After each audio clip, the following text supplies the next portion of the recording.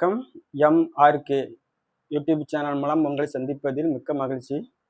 என் குலதெய்வத்தை வணங்கி, என் இஷ்ட தெய்வமான முருகப்பெருமானை வணங்கி, இன்னைக்கு நம்ம வீடியோக்குள்ள போகலாம். இன்னைக்கு நம்ம எடுக்க போற தலைப்பு வந்து, ஒருத்தர் எப்படி ஜாதக அமைப்பு இருந்தால் அவர் வக்கீல் படிக்கலாம், அதாவது வழக்கறிஞருக்கு படிக்கிற ஜாதகம் எப்படி இருக்கும். இனிமேல் நம்ம கொஞ்சம் வக்கீல், இன்ஜினியர், டாக்டர் ஜாதகங்கள் எப்படி இருக்கும் அப்படிங்கிறத பார்க்கலாம். ஏன்னா நிறைய பேர் தான் குழந்தை என்ன ஆகும் அப்படிங்கிறதுல ரொம்ப ஆர்வமாக இருப்பாங்க. என்கிட்ட வந்த நிறைய கேள்வியே அதான் முக்கியமான கேள்வியாக நிறைய பேர் வந்திருக்காங்க. இன்ஜினியர் ஆகுமா, டாக்டர் ஆகுமா, அப்படி நிறைய கேள்வியில் வந்திருக்காங்க. அதுக்கு அப்படி வந்த ஜாதகம் தான் இந்த ஜாதகம். அதாவது வக்கீல் படிக்கணும் அப்படின்னா 2வது வீடு வலுவாக இருக்கணும் முதல்ல. இன்னொன்று நம்ம புத்திக்கு காரகன். அதாவது புத்திக்கு காரகன் அப்படின்னா நம்ம புத்தியை இயக்குறது புதன் தான். முதல்ல வக்கீல் ஆகணும்னா முதல்ல படிக்கணும், அதுக்கு மனப்பாடம் பண்ணணும். மனப்பாடம் பண்ணுற திறனை நம்மளுக்கு கொடுக்கறது புதன் தான். அதே மாதிரி ஒருத்தங்க நல்லா பேசி அடுத்தவங்களை கவர் பண்ணுறதும் புதன் தான். ஆனால் வக்கீல் அப்படின்னா அவங்க வந்து தன்னுடைய கட்சிக்காரங்க தப்பு பண்ணிருந்தாலும் தப்பு பண்ணலை இவங்க அப்படிங்கிறத வாதாடுறதான் வக்கீலோடைய வேலை. அப்படி இருக்கும்போது அப்போ அந்த வக்கீலா இருக்கணும்னா பொய் சொல்லணும். அவங்க கண்டிப்பா பொய் சொல்லணும். அப்படின்னாலே லக்கணத்துக்கு 2வது வீட்டுல பாவ கிரகங்கள் சம்பந்தம் கண்டிப்பா இருக்கணும். அப்பதான் அவங்க தைரியமா பொய் சொல்லுவாங்க. பொய்ய உண்மை மாதிரி சொல்ற திறமை அவங்களுக்கு தான் உண்டு. அந்த பொய்ய உண்மை மாதிரி சொல்ற திறமை புதன் வலுத்தாதான் வரும். அதே மாதிரி 2வது வீட்டுல ராகு இருந்தாலும் அவங்க பொய் தாராளமா சொல்லுவாங்க. சனி பகவான் 2ஆம் வீட்டோட தொடர்பு கொண்டிருந்தாலும் அவங்க தாராளமா பொய் சொல்லுவாங்க. சரி, அப்போ போய் அந்த 2வது வீட்டுல பாவகரங்க சம்பந்தம் மட்டுமே அவங்களால வக்கீல் ஆக முடியுமான்னா கிடையாது. அந்த வக்கீல் படிச்சுட்டு அவங்க அடுத்த ஸ்டேஜுக்கு போறது வந்து நீதிபதி, ஜட்ஜ் ஆகணுங்கிறது அவங்களுடைய ஆசை. பெரும்பாலும் 90% வக்கீல்களுக்கு இருக்கும். அந்த ஜட்ஜாவி ஒரு அதிகார பதவியில உட்காரணும்னா ஜாதகப்படி 10வது வீடும் 10வது வீட்டுக்கு அதிபதியும் நல்லா இருக்கணும். அதே மாதிரி ஒரு மரியாதையான ஒரு போஸ்டிங்ல உட்காரணும்னா குரு கண்டிப்பா அவங்க ஜாதகத்துல லக்கண ராசிக்கு 10வது வீட்டுடையோ 2வது வீட்டுடையோ தொடர்பு கொள்ளணும். ஏன்னா குரு 2வது வீட்டை தொடர்பு கொண்டா தான் இவங்க சொல்லுக்கு அங்க வேல்யூ இருக்கும். சனி மட்டும் தொடர்பு கொண்டு வந்தா இவங்க பொய்யா சொல்லுவாங்க அப்படின்னு சொல்லி இவங்க பேச்சுக்கும் அங்க மரியாதை இருக்காது.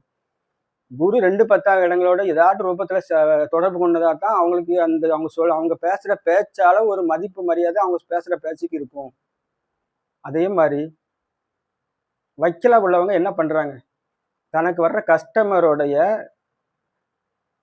வழக்கு வம்புகளை தீர்த்து வைக்கிறாங்க. அதாவது அதுக்குன்னு ஒரு இடம் வேணும், ஒரு ஃபார்முலா வேணும். இப்போ 7வது வீடு வந்து தன்னுடைய கஸ்டமர். அந்த 7வது வீட்டுக்கு தான் 6வது வீட்டை எடுத்து பார்க்கணுமே தவிர இவங்க லக்கணப்படி 6வது சில ஆளுக்கு சொல்லுவாங்க, அவங்க லக்கணத்துக்கு 6ஆம் வீட்டுக்கு அதிபதி கூட 2வது வீட்டுக்கு அதிபதியோ 2வது குருவோ இல்லைன்னா 10ஆம் வீட்டுக்கு அதிபதியோ தொடர்பு கொண்டா அவங்க வந்து வக்கீல் தொழில ஒரு கிரிமினல் லாயரா ஆவாங்க சொல்லுவாங்க. அது கரெக்ட் கிடையாது. ஏன்னா லக்கணத்துக்கு 6வது வீடுங்கிறது இவருடைய கடன் நோய் வம்பு வழக்கு. இவங்க நோயை தீர்க்கல, இவங்க கடனை தீர்க்கல.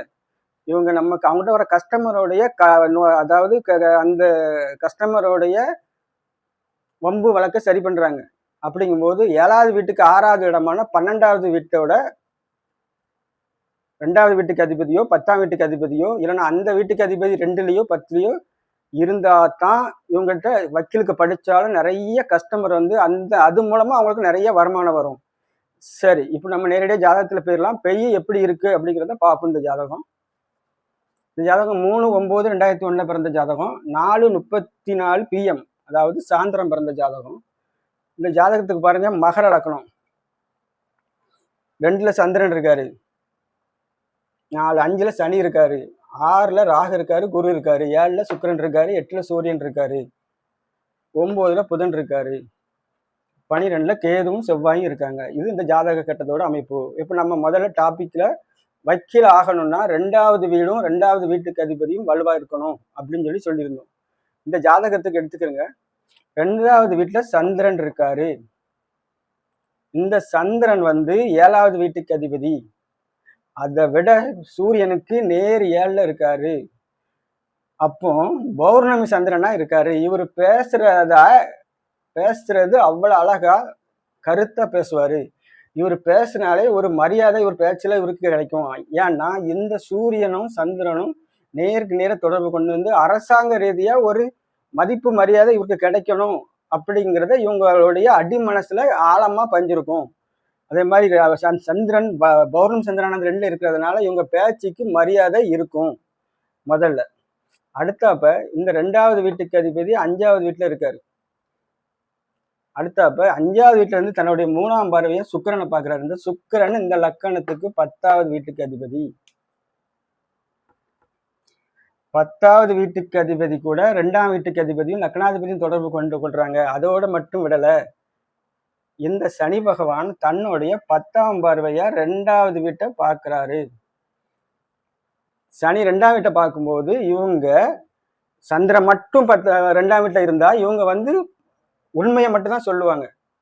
ஆனா சனின்னு பார்த்ததுனால அந்த கலப்பு அங்க வந்ததுனால உண்மைய பொய்ய உண்மை மாதிரி அழகா தெளிவா எடுத்து சொல்லுவாங்க. அப்படிங்கிறதுக்கு இது ஒரு பெரிய உதாரணம். அடுத்தாப்ப இவங்களுடைய ஆசையே ஜட்ஜி ஆவறதுதான். ஜட்ஜி ஆவன்னா நம்ம ஏற்கனவே சொல்லியிருக்கோம், குருவும் 10வது வீடும் வலுவா இருக்கணும் அப்படின்னு சொல்லியிருக்கோம். இந்த லக்கணத்துக்கு பாருங்க, 6வது வீட்டுல குரு உட்கார்ந்துருக்காரு. ராகு 8 டிகிரில இருக்காரு, குரு 16 டிகிரில இருக்காரு. ராகு 8 டிகிரில இருந்து 7 டிகிரிக்கு போவாரு, குரு 16 டிகிரில இருந்து 17 டிகிரிக்கு போவாரு. அதனால இவங்களுடைய குருவுடைய பாதிப்பு பெருசா பாதிக்கப்படாது இந்த ராகுவால. அடுத்தாப்ப இந்த குரு இங்க இருந்து 5ஆம் பார்வைய 10வது வீட்டை பார்க்கும். இது இவரு 10வது வீடும் வலுவாயிரும், அந்த குருவோட தொடர்பும் 10ஆம் வீட்டுக்கு வந்துடும். அதனால இவர் கண்டிப்பா ஜட்ஜ் ஆவாரு அப்படின்னு சொன்னேன். அவங்க அதை அப்புறம் சொல்றேன். அப்போ 10வது வீட்டோட குரு தொடர்பு கொள்றாரு. அடுத்தாப்ப 7ஆம் பார்வையா 12ஆம் வீட்டோட தொடர்பு கொள்றாரு. நான் ஏற்கனவே சொன்னேன், 7வது வீட்டுக்கு 6வது வீடு 12ஆம் வீடு. இவங்க கிட்ட வரக்கூடிய கஸ்டமருடைய வம்பு வழக்குங்கிறது இந்த 12வது வீடு இவங்களுக்கு 6வது வீடு. 1 2 3 4 5 6. இந்த 7வது வீட்டுக்கு 6வது வீடு இந்த வீட்டுல கேதுவும் செவ்வாயும் இருக்கிறாங்க. குரு தன்னுடைய 7ஆம் பார்வையா பாக்குறாரு. அப்போ இந்த வீடும் வலுவானதுனால இவங்களுக்கு எதிராளியின் வழக்கு மூலமா காசு கிடைக்குது அப்படிங்கிறது இதை குறிக்குது. அப்ப இந்த குரு 9ஆம் பார்வையா 2வது வீட்டையும் சந்திரனையும் பாக்குறாரு. இதுதான் இந்த ஜாதகத்துக்கு ரொம்ப ரொம்ப ரொம்ப முக்கியமான ஒரு பிரச்சனையான ஜாதகமா வந்துச்சு என்கிட்ட வரும்போது. இவர் டீச்சர் ஆவாங்களா, இல்லைன்னா செவ்வாய குரு பார்க்கறதுனால மருத்துவர் ஆவாங்களா அப்படின்னு கேட்டாங்க. இல்ல, இவங்க வக்கீல் ஆவாங்க. ஏன் வக்கீல் ஆவாங்க அந்த பாயிண்ட் சொன்னேன் அப்படின்னா, இந்த ஜாதகத்துக்கு 2வது வீட்டுல சந்திரன் இருக்காரு, 7வது வீட்டுக்கு அதிபதி 2 இருக்காரு, அது பிரச்சனை இல்லை. இந்த லக்கணத்துக்கு 8வது வீட்டுக்கு அதிபதி சூரியன். 8ஆம் வீட்டுக்கு அதிபதி. 8ஆம் வீடு என்னது? வம்பு வழக்கு எல்லாத்தையும் குறிக்கிறது 8வது வீடு. 6வது வீடும் 8வது வீடு அதிகப்படியான வம்பு வழக்கு. இது தீர்க்கக்கூடிய வம்பு வழக்கு கடன் நோய். இது தீர்க்க ரொம்ப கஷ்டமான மிகப்பெரிய வம்பு வழக்கு கடன் நோயை குறிக்கிறது இந்த 8வது வீடு. அப்படி இருக்கிறதுனால இந்த வீட்டில இருந்து 8ஆம் வீட்டுக்கு அதிபதி 2வது வீட்டை கனெக்ட் பண்ணனால இவருடைய பேச்சிலால இவர் பல பேருடைய வம்பு வழக்க தீர்ப்பாரு. அதனால இவருக்கு வக்கீல் தான் படிப்பாரு, அதுலதான் ஆர்வம் அதிகமா இருக்கும் அப்படின்னு சொன்னோம். ஆமா, அதுலதான் ரொம்ப ஆர்வமா இருக்கான் அப்படின்னு அவங்களும் சொன்னாங்க. இப்போ அதுதான் இந்த ஜாதகம் படிச்சுட்டு இருக்காரு. படிச்சுட்டு முடிச்சிருப்பாருன்னு நினைக்கிறேன். படிச்சுட்டு இருக்காருன்னு எனக்கு தெரியும், என்கிட்ட படிக்கும்போது வந்தாங்க. இப்போ இந்த புதன் இந்த ஜாதகத்துல உச்சமா இருக்காரு. படிப்பு கணக்கு வழக்கு எல்லாம் நல்ல அருமையா வரும் இவங்களுக்கு. மனப்பாட திறமை நல்லா இருக்கு இவங்களுக்கு அப்படிங்கிறத இது காமிக்குது. இந்த ஜாதகருக்கு எல்லாம் கரெக்ட். 10ஆம் வீட்டுக்கு அதிபதி வலுவா இருக்கணும் அப்படின்னு சொன்னேன். 10ஆம் வீட்டுக்கு அதிபதி சுக்கிரன் 7ல இருக்காரு. 7ல இருந்து ராசியை பாக்குறாரு, லக்கணத்தை பாக்குறாரு. இந்த லக்கணத்துக்கு யோகரான சுக்கிரன் லக்கணத்தை பாக்குறாரு. ஜாதகம் எவ்வளவு ராஜயோகமான ஜாதகமா இருக்குன்னு பாருங்க. இந்த சுக்கிரன் இந்த லக்கணத்தை பாக்குறாரு. இந்த குரு 9ஆம் பார்வையா ராசியை பாக்குறாரு. ராசி ஆல்ரெடியா பௌர்ணமி சந்திரனா இருக்கு. இவரு மிகப்பெரிய கிரிமினல் லாயர் ஆகி ஒரு குறுகிய சின்ன வயசுல இவர் ஜட்ஜ் ஆவாரு அப்படிங்கிறத தெளிவா இந்த கிரக அமைப்பு நம்மளுக்கு காமிக்குது. இது இப்படிதான் நம்ம குழந்தைகள் என்ன படிக்குங்கிறத நீங்க முடிவு பண்ணணும். அதே மாதிரி இந்த ஜாதகத்தை பாருங்க, நடப்பு தசை சனி தசை. சனி இந்த லக்கணத்துக்கு லக்னாதிபதி, அது சுக்கிரன் வீட்டுல உட்கார்ந்துருக்காரு. சனி தசை மீடியமா இருக்கும். அடுத்த புதன் தசை 9ஆம் வீட்டுக்கு அதிபதி 9லயே உச்சம். ஜாதகம் எவ்வளவு யோகமா இருக்குன்னு பாருங்க. அடுத்தப்ப கேது தசை குருவின் பார்வையில உட்கார்ந்துருக்கு. இந்த செவ்வாய்க்கு குருவுக்கு நட்பு கிரகம் அப்படிங்கிறனால அதுவும் பாதிக்காது. அடுத்தப்ப சுக்கிர தசை ஒரு 20 வருஷம். இந்த ஜாதகருக்கு 60, 70 வயசு வரைக்கும் வரக்கூடிய தசைகள் எல்லாமே யோக தசைங்கிறனால இவங்களுடைய வாழ்க்கை ஒரு ராஜயோகமாக இருக்கும் அப்படிங்கிறதுல எந்த அளவுக்கும் சந்தேகம் இல்லை. வக்கீல் ஜாதகங்கிறது இதுதான். 2 10 இடங்களோட சனியும் குருவும் தொடர்பு கொள்ளணும், புதனும் வலுவா இருக்கணும். 12ஆம் வீட்டுக்கு அதிபதி கூட 12ஆம் வீடு வலுவா உட்காந்துருக்கணும் குரு பார்வை மூலமாகவும். இந்த வீட்டுக்கு அதிபதி குரு 6ல இருந்து 10ஆம் வீட்டை பார்க்கறது இந்த ஜாதகருக்கு 12ஆம் வீட்டுக்கு அதிபதி 10ஆம் வீட்டோட தொடர்பு கொள்றாரு அப்படிங்கிறத காமிக்கிறது. இந்த தொடர்புகள் இருந்தால் தான் அவர் கன்ஃபார்மா வக்கீலுக்கு படிப்பாங்க அப்படிங்கிறத முடிவு பண்ணலாம். இதே மாதிரி அடுத்தப்ப வேற படிப்பு எப்படி கிரக அமைப்பு தான் படிக்கலாம் அப்படிங்கிறத நம்ம போடுவோம். இது ஏன் போடுறோம்னா உங்களுடைய குழந்தைகள் என்ன படிக்கும் அப்படிங்கிறத நீங்க முன்னக்கூட்டியே ஆராய்ச்சி பண்ணா அந்த குழந்தைகளை அந்த லைன்ல கொண்டு போறதுக்கு ஒரு நல்ல வாய்ப்பா இருக்கும் அப்படின்னு கூறி உங்களிடமிருந்து விடைபெறுகிறேன். நன்றி, வணக்கம், வாழ்க வளமுடன்.